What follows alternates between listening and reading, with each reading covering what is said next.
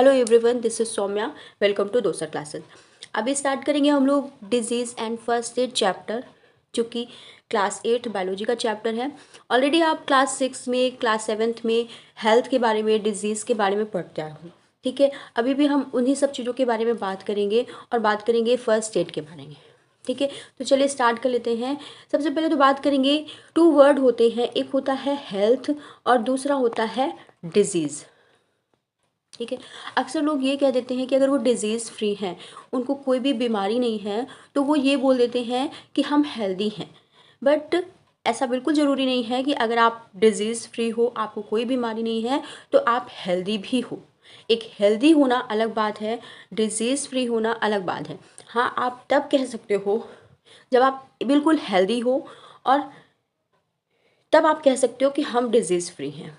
ठीक है, तो एक हेल्दी पर्सन डिजीज़ फ्री हो सकता है, बट एक डिजीज़ फ्री पर्सन हेल्दी जरूरी नहीं है। ओके, तो चलिए अब हम बात करते हैं, व्हाट इज़ हेल्थ। हेल्थ क्या है? क्या डिजीज़ फ्री होना ही हेल्थ है कि इसके अलावा भी? तो हेल्थ का मीनिंग होता है, हेल्थ का मतलब होता है complete physical, mental and social wellbeing. आप जब तक फिजिकली बॉडी का कोई भी पार्ट, आपका कोई भी फिजिकल पार्ट डैमेज ना हो, कोई दिक्कत ना हो, आपको कोई पेन ना होता हो, कुछ भी ना हो, वो बिल्कुल वेल है। और आप मेंटली बिल्कुल वेल हो, मीन्स आप किसी से लड़ाई झगड़ा नहीं करते हो, या फिर अचानक से गुस्सा नहीं कर देते हो, या फिर किसी के ऊपर चिल्ला नहीं देते हो, हैं, तो वो हो गया आपका मेंटल हेल्थ। और सोशली भी आप बिल्कुल वेल बीइंग फिट हो, आप सोशली बिल्कुल अच्छे से कम्युनिकेट करते हो, लोगों से अच्छे से बात करते हो, हैं, किसी से ऐसा नहीं कि मुंह घुमा के रहते हो, है ना। तो ये सारी चीज़ें अगर आपके अंदर है, वेल बीइंग, तो ही आप एक हेल्दी पर्सन कहलाओगे। आजकल की लाइफ में ऐसा बहुत कम ही मिलेगा आपको कि इंसान फिजिकली, मेंटली और सोशली तीनों तरीके से फिट हो। ठीक है, तो ये होता है हेल्थ। अगर आप इन तीनों तरीके से फिट हो तो आप एक हेल्दी पर्सन हो। ओके, अब डिजीज़ क्या होता है? What is disease? तो डिजीज़ क्या है? कोई भी तरीका डिस्टर्बेंस आपकी बॉडी के किसी भी ऑर्गन में, बॉडी के किसी भी पार्ट में कोई भी फंक्शनल डिस्टर्बेंस या स्ट्रक्चरल डिस्टर्बेंस होता है, तो वही डिजीज़ होती है। मीन्स आपका डाइजेस्टिव सिस्टम में प्रॉपर वर्क कर रहा है, कोई दिक्कत नहीं है ना। एक्सक्रेशन प्रॉपर आप कर रहे हो, डाइजेशन ठीक से हो रहा है, आपको कोई पेन नहीं हो रहा है पेट में, तो क्या है, इसका मतलब डाइजेशन का जो वर्क है आपका, फंक्शनिंग है, प्रॉपर हो रही है, उसमें कोई प्रॉब्लम नहीं है। ठीक है, तो इसमें इसका मतलब ये है कि आपका जो डाइजेस्टिव सिस्टम है प्रॉपर वर्क कर रहा है। लेकिन अगर आपको एसिडिटी हो रही है, अगर आपको कॉन्स्टिपेशन हो रहा है, आपको एक्सक्रीटरी पाथ में कोई प्रॉब्लम आ रही है, तो उस केस में आपको डिजीज़ है, मीन्स उसके फंक्शनल प्रॉब्लम क्रिएट हो रही है। ठीक है, तो हम कह सकते हैं a disease can define as any disturbance in the structure and functional of any organ of the or part of the body is called disease. ठीक है, तो कॉजेज़ क्या है इस चीज़ के? या तो आपकी बॉडी में कोई पैथोजन का अटैक हुआ है।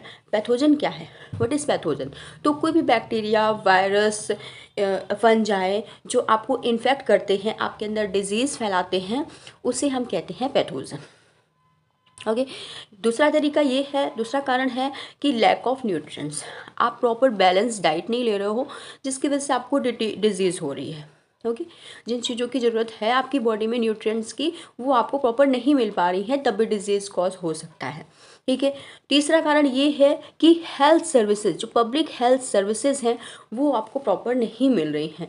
जैसे कि बाहर, घर के बाहर, जैसे आपने घर को तो क्लीन कर लिया है, लेकिन घर के बाहर जैसे ही निकले सब बहुत गंदा संदा पड़ा हुआ है, पानी कहीं पर स्टैगनेंट है, कहीं गड्ढे हैं, सड़क नहीं बनी हुई है, तो इस तरह की प्रॉब्लम है, तो वो हेल्थ सर्विस से रिलेटेड प्रॉब्लम है, तो उसकी कमी की वजह से आपको डिजीज़ हो रही है।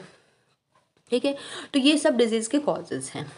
ओके, अभी कैटेगरीज ऑफ डिजीज़ की कौन कौन सी कैटेगरी होती है? तो मेनली 2 कैटेगरी में डिवाइड किया गया इसको।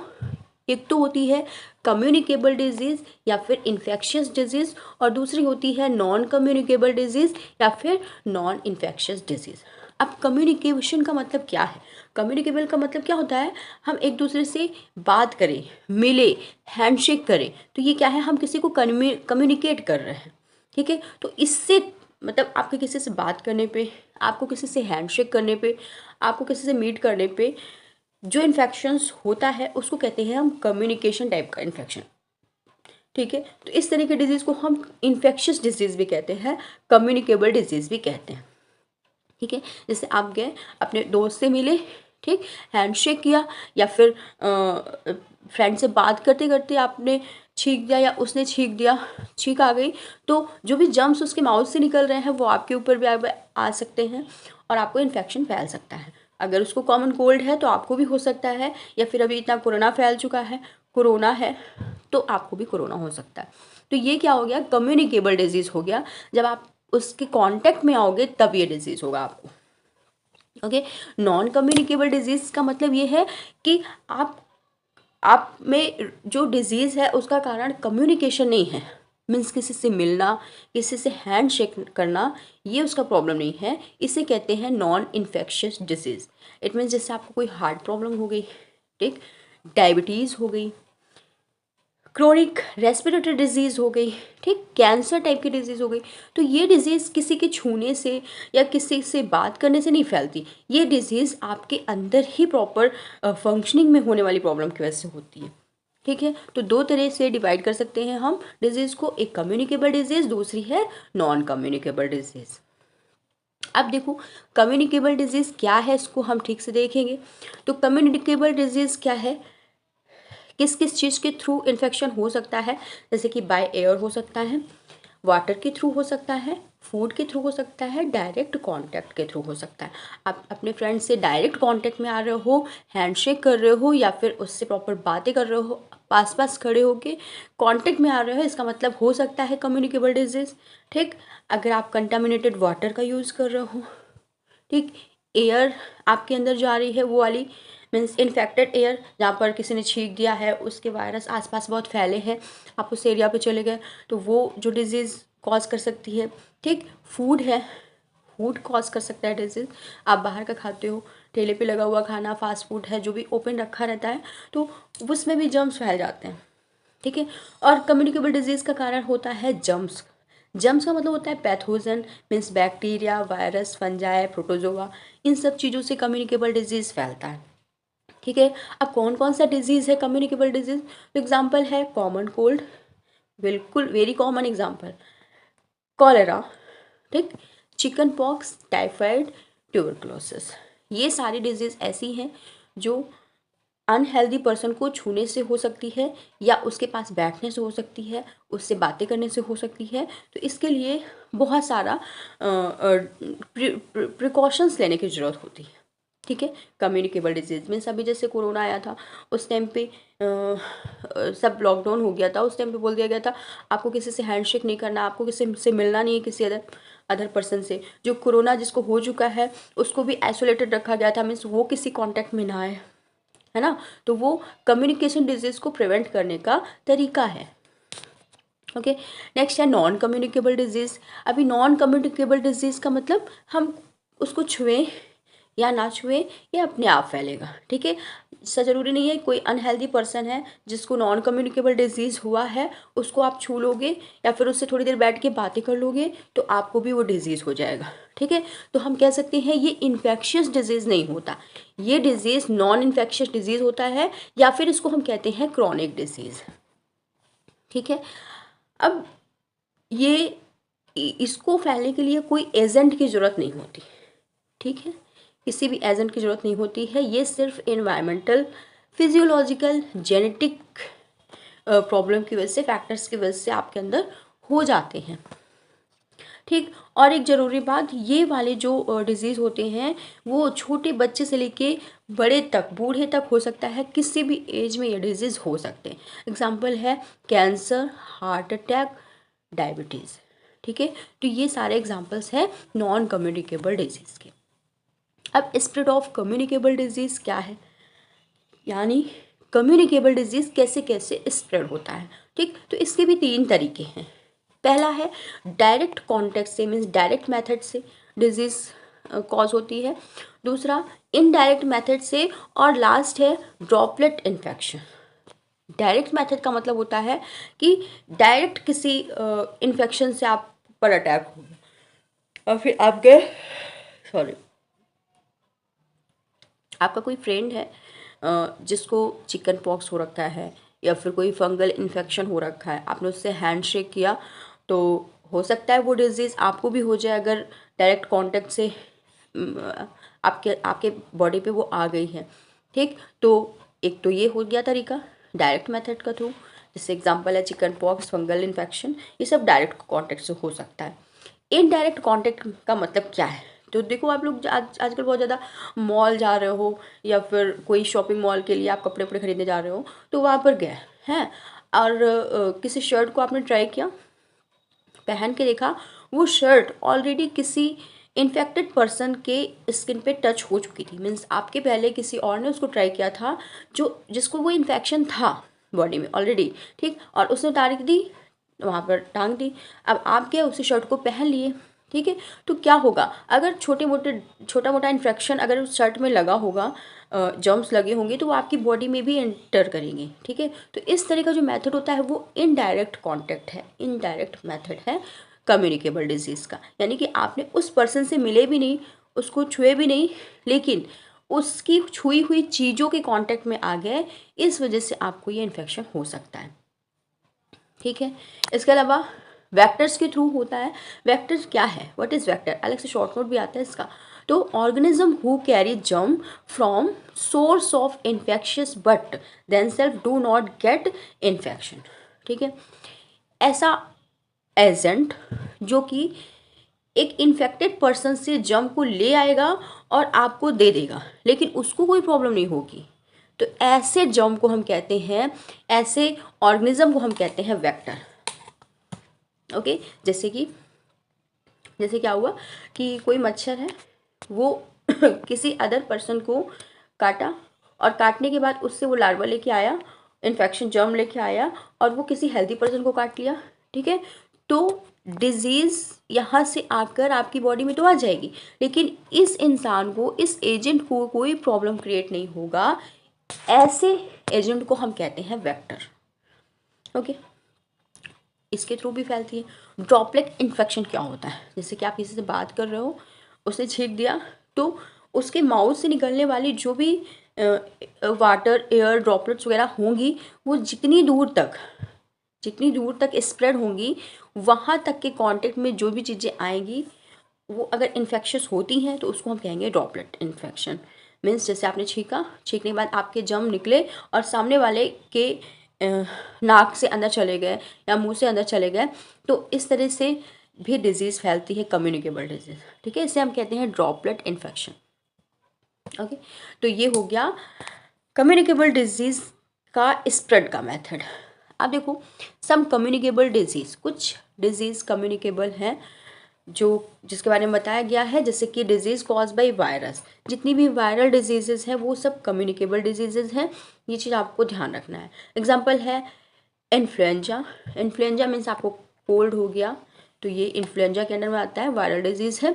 मिसल्स एक ऐसी डिजीज़ है जिसमें आपकी पूरी स्किन में छोटे छोटे दाने हो जाएंगे, पस टाइप के है। और एड्स, ये भी सब वायरस की वजह से होता है, एड्स भी वायरस की वजह से होने वाला है, कॉन्टेक्ट की वजह से ही होता है।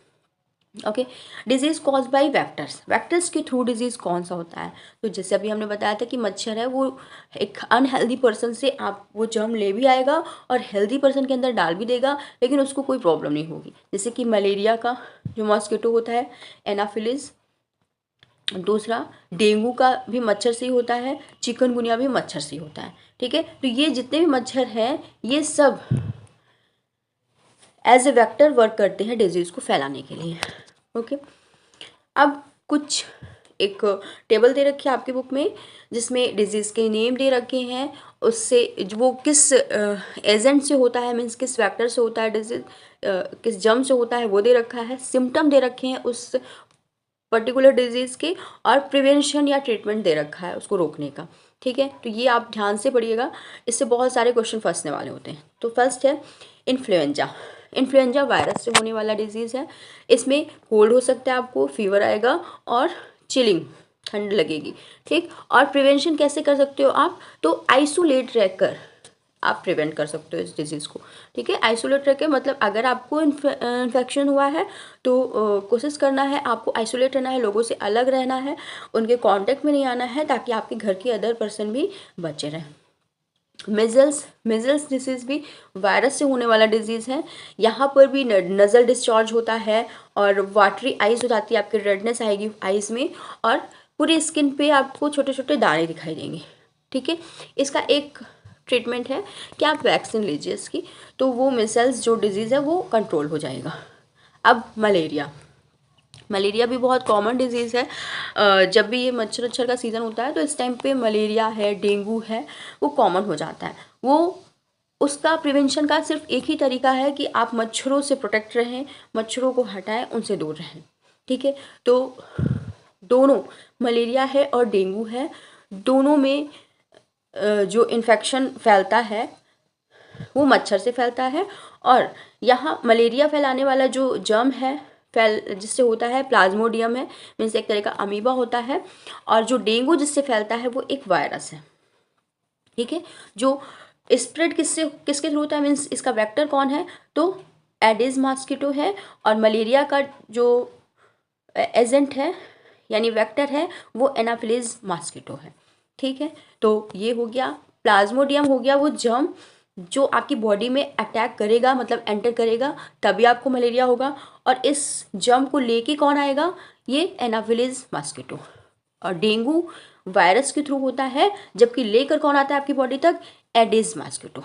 ओके, सिम्टम क्या होंगे, तो मलेरिया में आपको हाई फीवर आएगा। ठीक है, और स्वेटिंग भी होगी, हेडेक होगा, वायलेंट सीवियरिंग, ये सारी प्रॉब्लम होगी। ठीक, मतलब ठंड भी बहुत ज़्यादा लगेगी। और डेंगू में भी आपको फीवर होगा, हेडेक होगा, और मसल जॉइंट पेन होगा, स्किन रैशेस भी आ सकते हैं। ठीक है, प्रिवेंशन का केवल एक ही तरीका है, मॉस्किटो को अपने आसपास ना पैदा होने दें, जो रुका हुआ पानी है उसको वॉश आउट करें, उसको वहाँ से ड्रेन आउट करें, हटाएं। ठीक है, तो ये दोनों चीज़ें मच्छरों से प्रिवेंट रहकर आपकी बच सकती है। अब ये चिकुनगुनिया भी एक ऐसा फीवर है जो वायरल फीवर है, मीन्स वायरस से होने वाला फीवर है, और एडिस मॉस्किटो से फैलता है। ठीक है, यहाँ पर भी मॉस्किटो को हटाना है, उनकी ब्रीडिंग को रोकना है, मीन्स रुका हुआ पानी है उसको 2 से 3 दिन तक रुकने नहीं देना एक जगह पर, इससे मॉस्किटो कंट्रोल होता है। ठीक है, अब एड्स डायरेक्ट कांटेक्ट से होने वाला डिजीज़ है। अब ये जो एड्स का फुल फॉर्म अधिकतर पेपर में आता है, आपको पूछा जाएगा, तो आपको ये लर्न रखना है, एक्वायर्ड इम्यूनो डिफिशियंसी सिंड्रोम। ठीक है, ये एड्स का फुल फॉर्म है, और ये किस वायरस से होता है, तो HIV वायरस से होता है। अगेन HIV का भी आपको फुल फॉर्म लर्न रखना है, ह्यूमन इम्यूनो डिफिशियंसी वायरस। ठीक है, ये दोनों चीज़ें हो गई, ये बिल्कुल टेस्ट में आता है।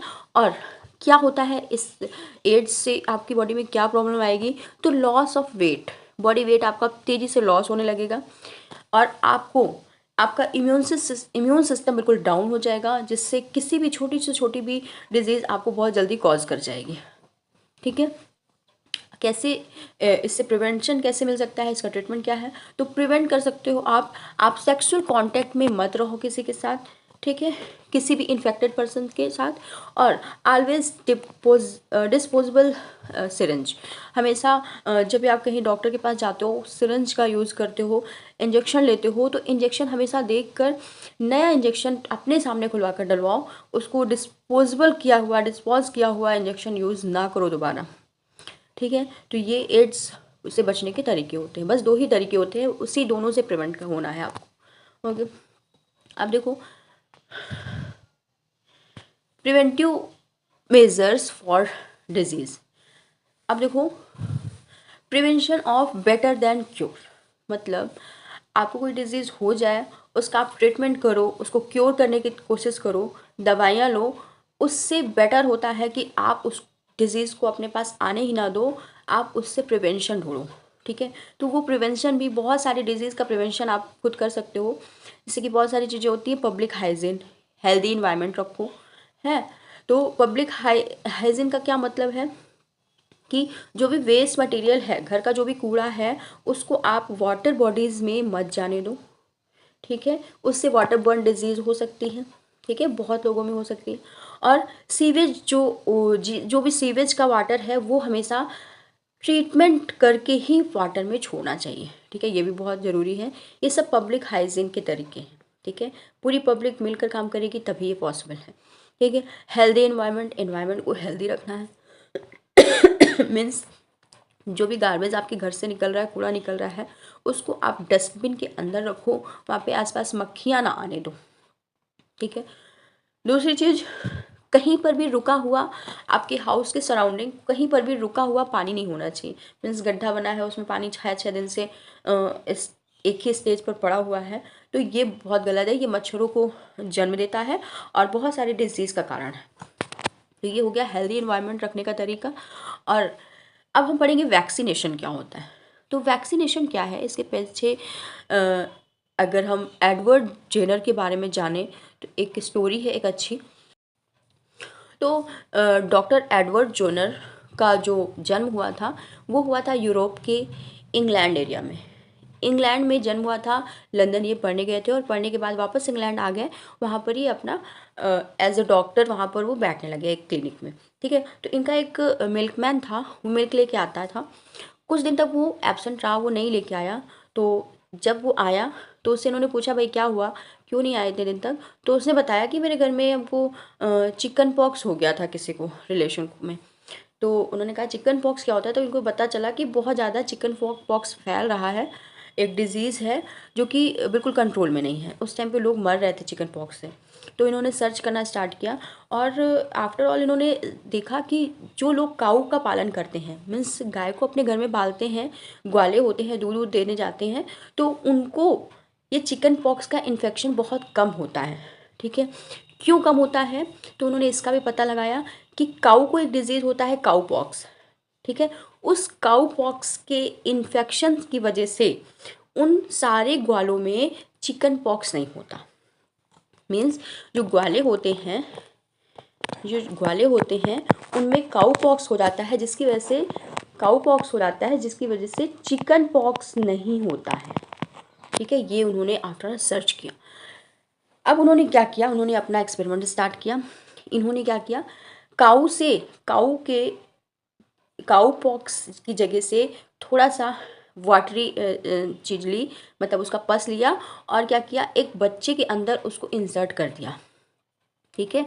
एक बच्चे के अंदर जब इसको इंसर्ट कर दिया एज ए वैक्सीन, तो क्या हुआ, बच्चे को थोड़ा सा फीवर आया, 1-2 दिन में वो सही हो गया। और जब 2-4 दिन के बाद उन्होंने क्या किया, उस बच्चे के अंदर चिकन पॉक्स का भी वो वाटर डाल दिया, ठीक है। लेकिन आश्चर्य की बात ये थी कि उस बच्चे में चिकन पॉक्स का कोई इन्फेक्शन नहीं हुआ। क्यों? क्योंकि ऑलरेडी उसके अंदर काऊ पॉक्स का जर्म प्रेजेंट था, ठीक है। अब ये क्या कर रहा था, काऊ पॉक्स का जर्म क्या कर रहा था इस बच्चे के अंदर, तो वो इस बच्चे के अंदर ये चिकन पॉक्स से लड़ने वाली डिजीज़ की इम्यूनिटी बना रहा था। मीन्स उसके अंदर इम्यून सिस्टम डेवलप कर दिया उस बच्चे के अंदर इस काऊ पॉक्स वाले जर्म ने, कि वो चिकन पॉक्स से लड़ने की क्षमता उसके अंदर आ गई, ठीक है। इसे ही कहते हैं इम्यूनिटी।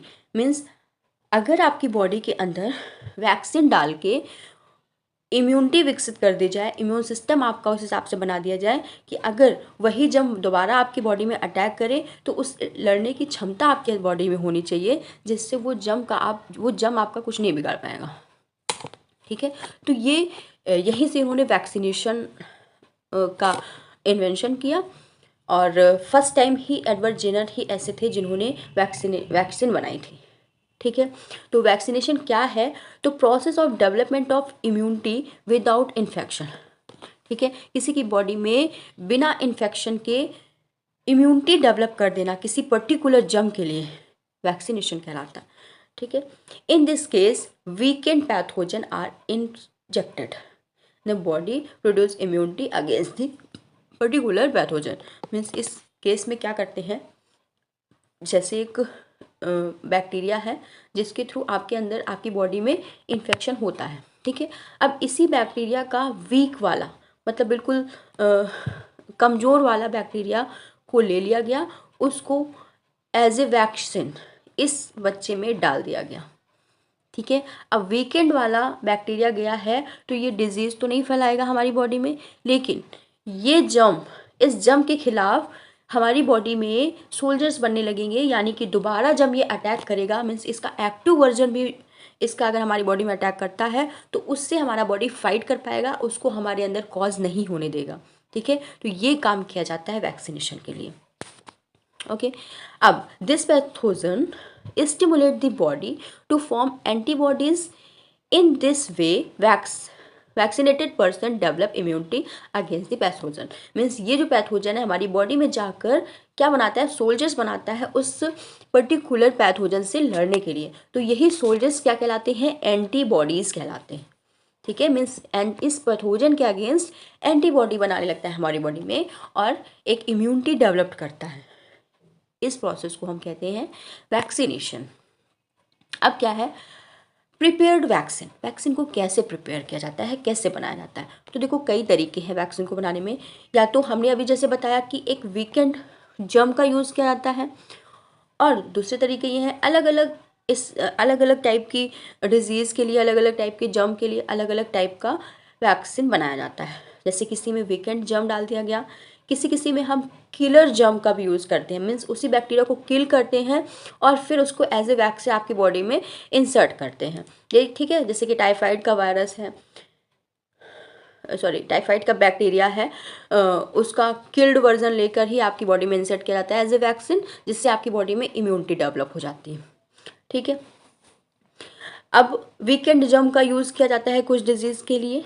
ठीक है, कुछ डिजीज़ के लिए फुल वायरुलेंट लिविंग जर्म का भी यूज़ किया जाता है, लेकिन ये जो वायलेंट जर्म है इसको बहुत स्मॉल क्वांटिटी में, बहुत छोटी सी, बहुत थोड़ा सा डोज आपकी बॉडी में दिया जाता है जिससे आपको इन्फेक्शन ना होने पाए। ठीक है, लेकिन एज ए इम्यून सिस्टम आपका वर्क करे वो। ठीक है, तो वीकेंड वाला जर्म भी हमारे अंदर कोई इन्फेक्शन नहीं करेगा एज ए वैक्सीन, किलर वाला जर्म तो करेगा ही नहीं, और वायरुलेंट लिविंग जर्म डाला जा रहा है तो वो बहुत स्मॉल, इतनी स्मॉल क्वांटिटी में डाला जा रहा है कि वो भी इन्फेक्शन नहीं करेगा। ठीक है, यूजिंग टॉक्साइड्स, मतलब टॉक्सिक्स का यूज़ भी किया जाता है एज ए वैक्सीन, और वो टॉक्सिक निकला हुआ होता है उसी पर्टिकुलर पैथोजन का टॉक्सिक होता है। ठीक है, उस पर्टिकुलर पैथोजन के टॉक्सिक को हम बैक्टीरिया से सेपरेट करते हैं और फिर आपकी बॉडी में इंसर्ट करते हैं। इस तरह का वैक्सीन कहलाता है हमारा ये थर्ड टाइप का वैक्सीन। ठीक है, अब ये जो पॉइजन होता है वो हार्मलेस रहे इसके लिए हम फॉर्मलिन को उसमें ऐड करते हैं, जिसकी वजह से हमारी बॉडी में उसका टॉक्सिसिटी हमारी बॉडी में फैल नहीं पाती।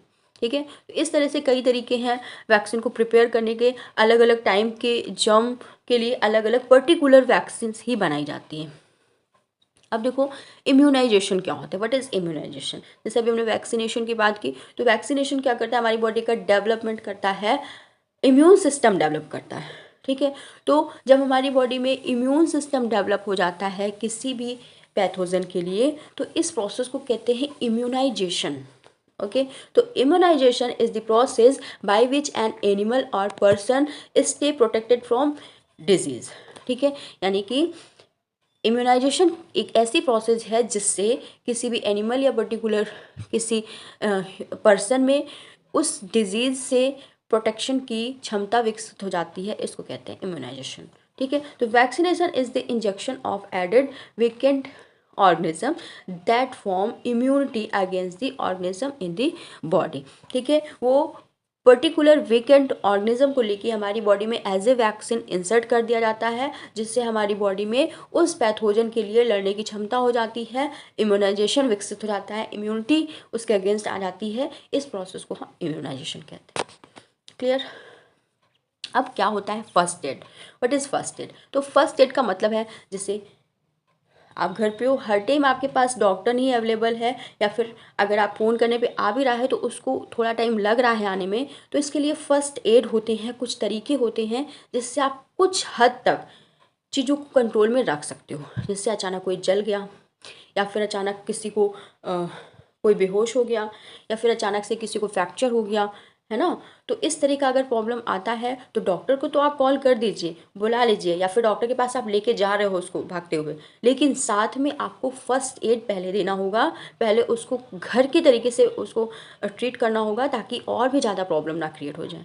ठीक है। तो एक एक करके हम देखेंगे, हर एक प्रॉब्लम के लिए अलग अलग सॉल्यूशन होते हैं। जैसे बर्न हो गया, ठीक है, कुछ जल गया, हाथ जल गया, पैर जल गया या फिर बॉडी जल गया, तो वो बर्निंग भी 3 तरीके के होते हैं। एक तो सुपरफिशियल बर्निंग होता है, मीन्स आप थोड़ा सा जले हो, ऊपर ऊपर हल्की सी स्किन आपकी एक लेयर जल गई है, ठीक। या फिर आप डीप बर्न हुए हो या बहुत ज़्यादा जल गए हो, तो उसके लिए क्या तरीका है। या फिर केमिकल बर्न हुआ है, ठीक। तो तीनों के लिए अलग अलग तरीका है। सुपरफिशियल जले हो तो आप उसको कोल्ड वाटर से प्योर करो, क्लीन करो उसको अच्छे से, और उसके बाद उसमें ड्रेसिंग कर दो, ठीक है। लेकिन डीप बर्निंग हुई है, अंदर तक की स्किन जल गई है, तो कभी भी आप वाटर से उसको वॉश आउट नहीं करना है, आपको डायरेक्ट उसमें ड्रेसिंग करना है कॉटन के कपड़े की, और फिर उसको डॉक्टर के पास लेके जाना है, ठीक है। और अगर केमिकल बर्निंग हुई है तो उस टाइम पे आप वाटर के नीचे उसको, रनिंग वाटर के नीचे उस पार्ट को रखो कम से कम 10 मिनट के लिए, उसके बाद उसमें ड्रेसिंग करो।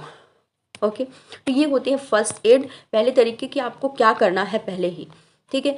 दूसरा, ब्लीडिंग स्टार्ट हो गई है, कहीं से आपकी बॉडी में कट लग गया है, तो ब्लड तेजी से उसमें रिलीज हो रहा है, तो उसके लिए आपको सबसे पहला काम जो करना है, मिनिमाइज ग्रेविटेशनल फ्लो, ठीक है। अगर आपकी फिंगर में कट लगा है तो उसको यूँ नहीं रखना, आपको यूँ रखना है, ठीक है। ऐसे रखना है कि ब्लड आपका नीचे की तरफ, gravitational force means earth surface की तरफ ना जाए, ठीक है। तो आपको ऊपर की तरफ उसका फ्लो रखना है कि फ्लो आपका नीचे की तरफ ना जाए। पहला काम आपको ये करना है। उसके बाद उसको थोड़ा वॉश करना है और फिर उसमें कॉटन वॉल से उसको क्लीन करना है, और या फिर उसमें लगा के रखना है, और अगर पॉसिबल हो तो उसमें कोई माइल्ड सा एंटीसेप्टिक लगाना है। देन डॉक्टर को ज़रूरत हो तो ले जाना है। और फ्रैक्चर्स क्या होता है, अब फ्रैक्चर्स अगर डायरेक्ट बच्चा खेलते खेलते गिर गया, या फिर आप ही कोई काम वाम करते करते गिर गया हो, कोई भी हो, ठीक, अगर इस तरह का फ्रैक्चर कुछ आता है तो उस टाइम पे आपको उस फ्रैक्चर वाले पार्ट को हिलाना नहीं है, मूवमेंट नहीं देना है, बिल्कुल आपको बिल्कुल सीधे लेटा देना है उस विक्टिम को, ठीक है, बिल्कुल कंफर्टेबल होके। उसके बाद उसको आगे का ट्रीटमेंट देना है। आइज़, अगर आइज़ में कोई प्रॉब्लम आती है, अचानक से कोई जलन हो रही है या फिर पेन हो रहा है, कुछ चला गया है आइज़ में, तो सबसे पहला आपको जो ध्यान रखना है, डू नॉट रब, उसको रब नहीं करना है, हैंड को बार बार उस पर नहीं लगाना है, सीधे उसको वॉश करना है अच्छे से। और ज़्यादा प्रॉब्लम हुई है तो डॉक्टर से कंसल्ट करना है। अब अनकॉन्शियसनेस, अचानक से आदमी अनकॉन्शियस हो जाता है, बेहोश हो जाता है, उसको कुछ समझ नहीं आता, अचानक से गिर गया, तो उस टाइम पे उस पर्सन को कंफर्टेबली लेटा दिया जाए, ठीक है। और क्लॉथ को उसके लूज़ कर दिया जाए, मीन्स अगर बेल्ट लगाया है तो वो लूज़ कर दो, टाई लगाए हुए है तो वो लूज़ कर दो, एज पॉसिबल जितना पॉसिबल हो सके, ठीक है। कान वान बंद है तो वो ओपन कर दो, शूज़ हटा दो, है ना। तो ये लूज़ करना है क्लॉथ को, और फ्रेश एयर आने देना है। ऐसा नहीं कि आप एकदम बंद करके रूम को उसको लिटा दिए और चारों तरफ से उसको घेर लिए हो, उसको थोड़ा सा हवा आने दो, दूर रहो उससे, ठीक है, कंफर्टेबल रहे वो, जब एयर पास होगी तो उसको थोड़ा सही फील हो सकता है, ठीक। देन आपको डॉक्टर से बोलना है। फिर swallowing पॉइजन, अगर किसी ने जहर खा लिया है, पॉइजन खा लिया है, या गलती से चला गया उसके माउथ में, तो फर्स्ट एड आपको क्या करना है, तो सबसे पहले तो उसको जितना एज पॉसिबल हो सके वाटर पिलाना है, भर भर के आप उसको वाटर पिलाइए, और ऐसा ऐसा कुछ ट्राई करिए कि वॉमिट कर दे, वो वॉमिटिंग होने लगी उसको, तो जो भी पॉइजन है वो धीरे से वॉमिटिंग के साथ निकल कर बाहर आ सकता है, ठीक है। तो सबसे पहले पहला काम आपको यही करना है, जितना पॉसिबल हो सके वाटर पिलाइए, और पॉसिबल हो सके तो साल्टी वाटर पिलाइए, ठीक है। तो ये होता है फर्स्ट एड पॉइजन का। अब जो कोई स्नैक बाइट कर लिया, मान लो किसी को स्नैक ने काट लिया, तो इसके लिए क्या करना है, सबसे पहले काम करना है, जिस पार्ट में स्नैक ने बाइट किया है उस पार्ट से थोड़ा ब्लड स्क्वीज कर देना है, मीन्स निकाल देना है अगर पॉसिबल हो तो, और इस एरिया के आगे पीछे उसको टाइटली टाई कर देना है, इस स्पॉट के आसपास एरिया को खूब अच्छे से बांध देना है किसी चीज़ से, जिससे जो ये वेनम है वो ऊपर ना जाए या फिर आसपास आगे पीछे ना जाए, पूरी बॉडी में ना फैले, ठीक है। तो ये काम करना है आपको पहले।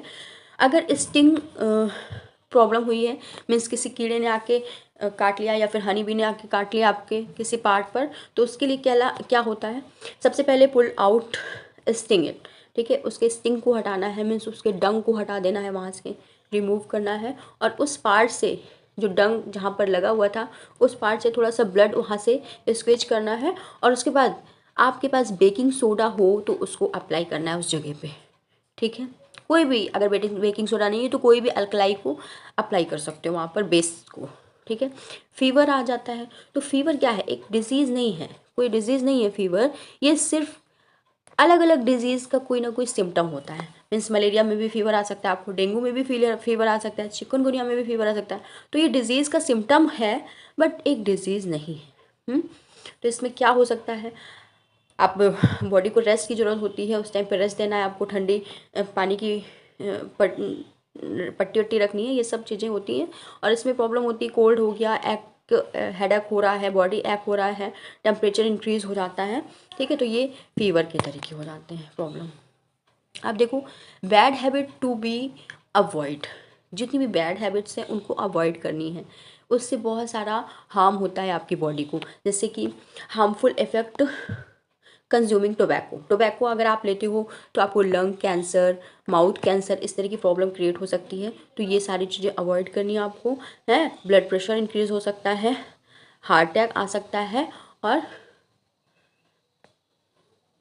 कॉमन पैसिव स्मोकिंग मीन्स इससे कॉमन पैसिव स्मोकिंग भी कॉमन होती है। पैसिव स्मोकिंग का मतलब होता है जैसे कोई स्मोकिंग कर रहा है बार बार, मीन्स सिगरेट पी रहा है या फिर कोई स्मोक कर रहा है, तो उसके आसपास भी लोग इफ़ेक्टेड होते हैं, ठीक है। मीन्स आपके पास में बैठने वाला इंसान भी उस स्मोक से प्रॉब्लम क्रिएट हो सकती है उसके अंदर भी, तो उसे हम कहते हैं पैसिव स्मोकिंग, ठीक है। Harmful effect of drinking alcohol आप day to day continue drink ले रहे हो तो उससे भी प्रॉब्लम हो सकती है। वो भी एक तरह का स्लो पॉइजन होता है, आपके नर्वस सिस्टम को डैमेज करता है। सबसे पहली बात तो नर्वस सिस्टम को डैमेज करेगा, तभी आप क्या करोगे, आपको कोई होश नहीं रहेगा, आपको कहाँ जाना है, किधर जाना है, कौन है, क्या है, कुछ आप को दिमाग नहीं काम करेगा।